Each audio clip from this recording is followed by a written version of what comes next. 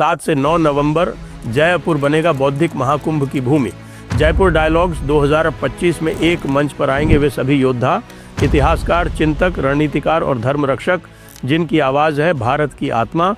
विष्णु शंकर जैन, गौरव आर्य, नीरज अत्री, आनंद रंगनाथन, भाऊ तोरसेकर, सुशांत सिन्हा और बहुत सारे आपके पसंदीदा वक्ता जिनसे आप इस कार्यक्रम में भेंट कर सकते हैं। आप भी इस अनोखे उत्सव का हिस्सा बने, रजिस्टर करें और उपस्थित रहें। और यदि आप इस आंदोलन को और शक्तिशाली बनाना चाहते हैं तो हमारे क्राउड फंड में दान दें। QR स्कैन करके आप हमें योगदान दे सकते हैं। रजिस्ट्रेशन लिंक नीचे दिया हुआ है। तो नमस्ते, आप सभी से अनुरोध है कृपया हमारी चैनल को सब्सक्राइब करें, वीडियो को लाइक करें और हमारे आगामी राष्ट्रवादी महाकुंभ दी जयपुर डायलॉग्स एनुअल समिट के लिए स्पॉन्सर्स की तलाश जारी है। तो कृपया जो भी स्पॉन्सर्स इसको करना चाहे, स्पॉन्सरशिप पैकेज नीचे दिया हुआ है, उसके अनुसार आप लोग अपने स्पॉन्सरशिप ऑफ़र भेज सकते हैं और डिस्क्रिप्शन में सारे डिटेल्स हैं। तो आइए आज बात करते हैं अयोध्या की। बहुत दिनों बाद बात हो रही है अयोध्या की और अयोध्या के साथ साथ बात करेंगे कि अयोध्या का जब राम मंदिर का फैसला आया था माननीय उच्चतम न्यायालय का, तो उसमें अयोध्या प्रशासन को यह भी निर्देश दिया गया था फैज़ाबाद के जिला कलेक्टर को। जी हाँ, जिला उस समय फैज़ाबाद ही था और हेडक्वार्टर तो आज भी फैज़ाबाद ही है वैसे तो फैज़ाबाद देखिए, ये फैज़ाबाद है, ये फैज़ाबाद है और ये अयोध्या है। दोनों में लगभग 10 किलोमीटर का फासला है। तो फैज़ाबाद के जिला कलेक्टर को ये निर्देश दिया गया था कि अयोध्या में कोई भी 5 एकड़ का एक अच्छा सा ज़मीन का टुकड़ा जो है वो मस्जिद बनाने के लिए दिया जाए। और ये उन्होंने आर्टिकल 142 के अंतर्गत कंप्लीट जस्टिस के हिसाब से दिया था कि यद्यपि मालिकाना हक जो है वो सिद्ध हो गया है कि वह राम जन्मभूमि वालों का ही है, वो उन्होंने उसको कंसीड कर दिया कि ये रामलला की ही भूमि है, ये रामलला का ही मंदिर है। लेकिन कंप्लीट जस्टिस के हिसाब से कि साहब के ठीक है, मस्जिद को भी इतना टुकड़ा दे दिया जाए। तो उसके बाद फिर क्या हुआ, उसके बाद तत्काल योगी प्रशासन ने एक बड़ा महत्वपूर्ण कार्य किया और ये मैं उन लोगों को भी बता देना चाहता हूँ क्योंकि एक समय पर हमारे जो जिसको हम क्या बोलें, जो थोड़े से एक्सट्रीमिस्ट टाइप के जो है ना हिंदुत्ववादी, उन्होंने ये चलाया था कि क्यों ये जो है वो मस्जिद दी गई। अरे भाई, मस्जिद का टुकड़ा दिया गया, क्यों दिया गया? सुप्रीम कोर्ट ने दिया है, आप क्या कर सकते हो इसके लिए? सुप्रीम कोर्ट की बात ना माने क्या करें? तो सुप्रीम कोर्ट की बात तो माननी थी। तो 5 एकड़ का जो ये टुकड़ा दिया गया वो कैसे दिया गया ये भी जानने योग्य है। और सबसे बड़ी बात यह है कि यह भी जानने योग्य है कि भाई ये जो मस्जिद है ये क्यों नहीं बन पा रही है। आखिरकार इतने वर्ष हो गए, 2019 में ये फैसला आया था और आज हम 2025 में हैं, 6 वर्ष हो गए, मस्जिद की एक ईंट भी नहीं लगी, एक ईंट नहीं लगी। और मस्जिद का एक नक्शा बनाया गया था जिसको ये बताया गया था कि साहब यहाँ से 400 करोड़ रुपए लगा के देश की सबसे बड़ी मस्जिद बनाई जाएगी जिसका नाम होगा मोहम्मद बिन अब्दुल्ला मस्जिद। मोहम्मद बिन अब्दुल्ला, आपको पता होना चाहिए कि मोहम्मद बिन अब्दुल्ला इनके नबी हुजूर का नाम है, यानी प्रॉफिट मोहम्मद का जो पूरा नाम है वो है मोहम्मद बिन अब्दुल्ला। तो ये मोहम्मद बिन अब्दुल्ला मस्जिद बनेगी। मोहम्मद बिन अब्दुल्ला मस्जिद के अलावा इसको जो है वो सऊदी अरब से बहुत बड़ा पैसा मिलेगा, इत्यादि इत्यादि ये सारी बातें कही गई थी उस समय। हालांकि कुछ ऐसे तत्व थे जिन्होंने ये कह दिया था कि साहब कि हम तो इसको स्वीकार नहीं करेंगे, हम इस मस्जिद को मस्जिद नहीं मानते, ये बाबरी मस्जिद नहीं है, बाबरी मस्जिद तो वही थी जो हमने तोड़कर बनाई थी।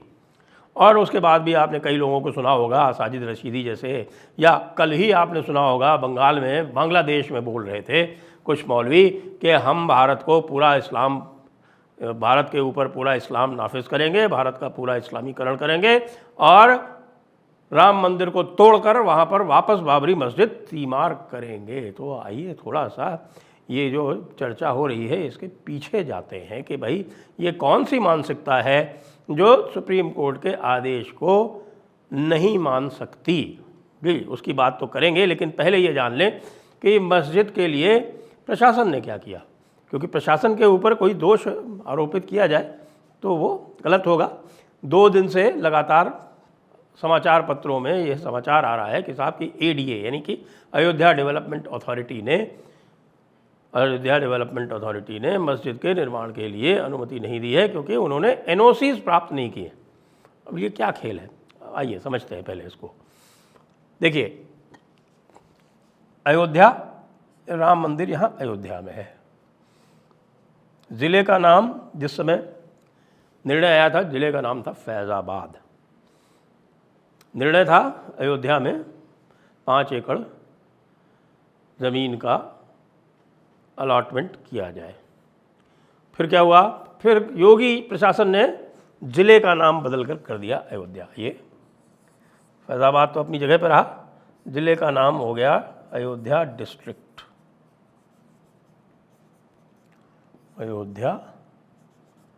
ये अयोध्या डिस्ट्रिक्ट हो गई।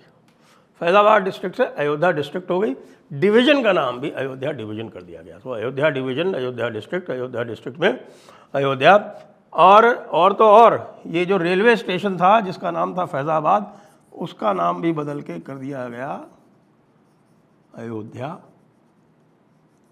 कैंट। अब बचपन में मेरे पिताजी की पोस्टिंग थी यहाँ फैज़ाबाद में बहुत बड़ा एक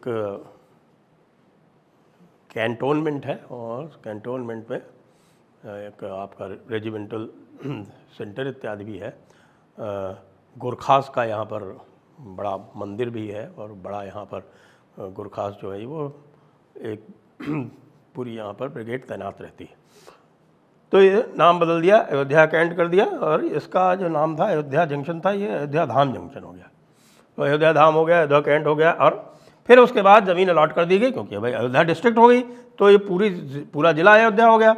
उसके बाद फिर ज़मीन ये अलॉट की गई। ये एक तहसील आती है सोहावल, ये लखनऊ रोड पे ये जा रही है रोड, लखनऊ को रोड जा रही है। तो यहाँ पे सोहावल से ये अंदर जाके कुछ 7-8 किलोमीटर जाके गांव है धन्नीपुर में एक ज़मीन का टुकड़ा अलॉट कर दिया गया जो कि क्रो फ्लाई डिस्टेंस अयोध्या से यहाँ तक 24 किलोमीटर पड़ता है। 24 किलोमीटर। हालांकि इसमें भी लोगों को आपत्ति है। लोग कह रहे हैं कि साहब की अयोध्या में क्यों बनाई गई।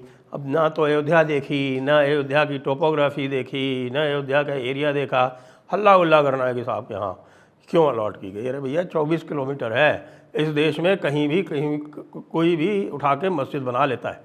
ये तो 24 किलोमीटर दूर अलॉट की गई। अब 24 किलोमीटर दूर अलॉट करने के बाद में इतना बड़ा 400 करोड़ का प्रोजेक्ट हमारे सामने आने के बाद में, उसका नक्शा आने के बाद में ऐसा क्या है कि वो नहीं बन पा रही है। हुआ क्या साहब कि ये जो मस्जिद का क्षेत्र है और ये जो रोड आ रही है, इस रोड की यहाँ पर चौड़ाई जो है वो बताते हैं कि 12 मीटर है केवल मैक्सिमम।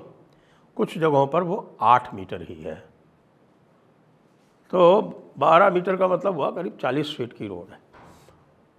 अब फायर वालों ने कहा कि साहब कि ये जो जितना बड़ा आप प्रोजेक्ट बना रहे हो, ये तो साहब हम अलाउड नहीं कर सकते। हमें कम से कम 20 मीटर की रोड चाहिए। 20 से 24 मीटर की रोड जब तक नहीं होगी तब तक यहाँ से फायर टेंडर नहीं जा सकता। अगर किसी भी प्रकार की दिक्कत हो तो फायर वालों ने NOC देने से मना कर दिया। अच्छा, ये स्वामित्व किसका है? स्वामित्व है सेंट्रल सुन्नी वक्फ बोर्ड का। वक्फ बोर्ड किसका है? वक्फ बोर्ड सरकार का होता है। और अब तो जो आपको पता है कि नया जब से वक्फ अमेंडमेंट पारित भी हो गया, सुप्रीम कोर्ट द्वारा अप्रूव भी कर दिया गया, तो इसलिए सुन्नी वक्फ बोर्ड जो है अभी तक वो केवल बताते हैं कि 80 लाख रुपए, वो 400 करोड़ का जो नक्शा है उसमें से अभी तक 6 साल में 80 लाख रुपए अभी एकत्र कर पाया है। तो आप समझ सकते हैं कि 80 लाख में क्या मस्जिद बनेगी। 80 लाख में तो आजकल आप ये समझिए कि 300 गज भूमि पर एक डबल स्टोरी मकान भी बनाने में मुश्किल आती है, जिस प्रकार के आजकल की कंस्ट्रक्शन कॉस्ट है। फिर प्लान है 400 करोड़ का।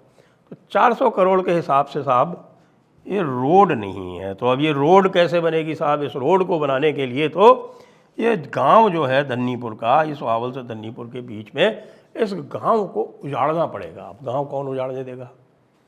गांव कौन उजाड़ने देगा? ये जरा सोच के बताइए। वो संभव नहीं है। इसलिए मस्जिद अटक गई है।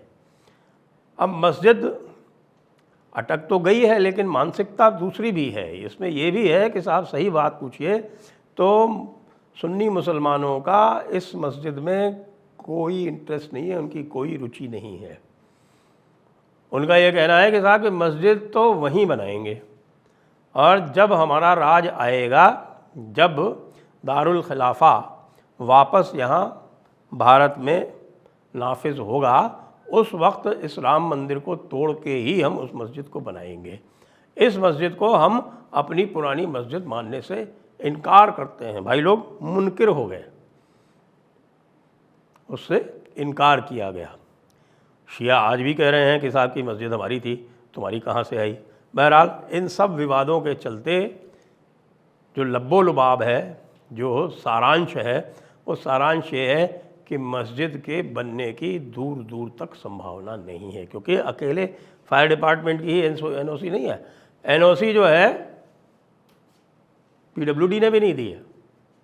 पीडब्ल्यूडी भी कह रहा कि नहीं साहब ये रोड जो है चौड़ी नहीं की जा सकती, और फायर डिपार्टमेंट ने आपको बता ही दिया। दूसरे और भी हैं। अच्छा, एक और भी बात इसमें है कि ये पूरा जो क्षेत्र है, ये बड़ा क्षेत्र, ये सारा का सारा अब अयोध्या डेवलपमेंट अथॉरिटी के अंतर्गत आ गया है।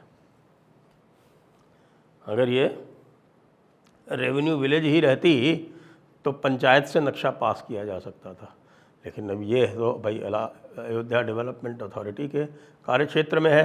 तो अयोध्या डेवलपमेंट अथॉरिटी के कार्यक्षेत्र में कुछ भी करवाना है तो आपको नक्शा पास करवाना है। इसलिए न रहेगा बांस, न बजेगी बांसुरी, और सही बात पूछिए तो मुसलमानों का कोई इंटरेस्ट भी नहीं है इसको बनाने में। जय हिंद, जय भारत, वंदे मातरम।